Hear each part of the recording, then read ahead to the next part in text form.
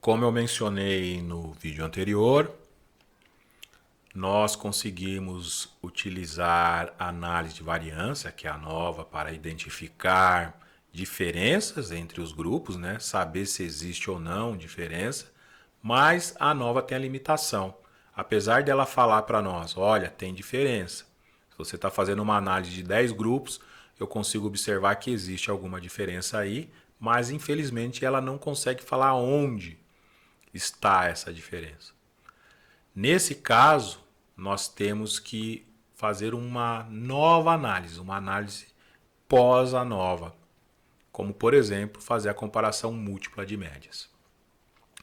Levin, ele sugere nós utilizarmos esse teste, o TUC-DHS, que é a diferença honestamente significativa da tradução do inglês, que é determinada através dessa fórmula, dessa expressão matemática, onde nós vamos extrair a raiz quadrada da nossa média quadrada dentro dos grupos, né? Isso dividido pelo número de indivíduos em cada grupo.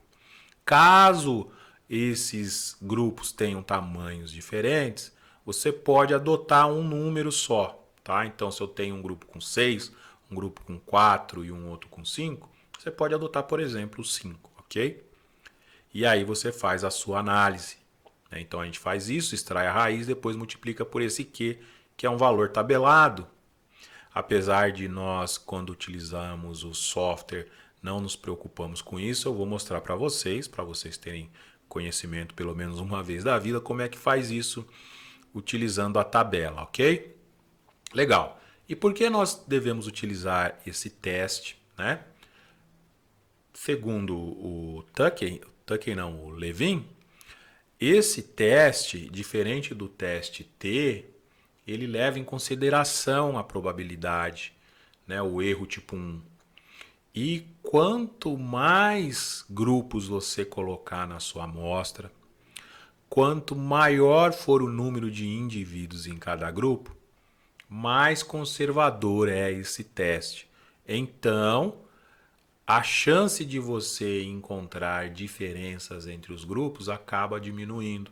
Diferente do teste T, que não importa o número de amostras. Se eu pegar, né, amostras ou grupo, se eu pegar 10 grupos, como eu vou utilizar sempre a análise de um versus o outro, e fizer isso com o teste T, para ele tanto faz eu ter 10, 20 ou 1000. Ele vai analisar aos pares e aí vai dar a resposta.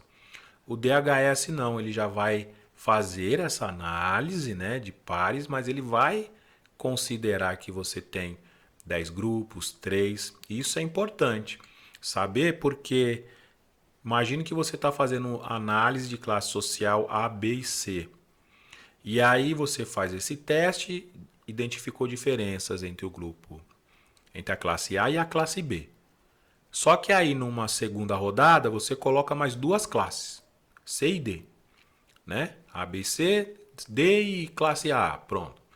E aí o que acontece? Você observa que aquela diferença que você tinha observado no primeiro teste, ela sumiu, não tem mais. Isso por causa dessa interação entre os grupos. Então nós temos que ficar atentos em relação a isso, né? Mais uma vez, tomem cuidado com o planejamento das suas amostras, senão vocês vão começar a obter resultados diferentes e vocês não vão saber onde estão esses erros, tá bom?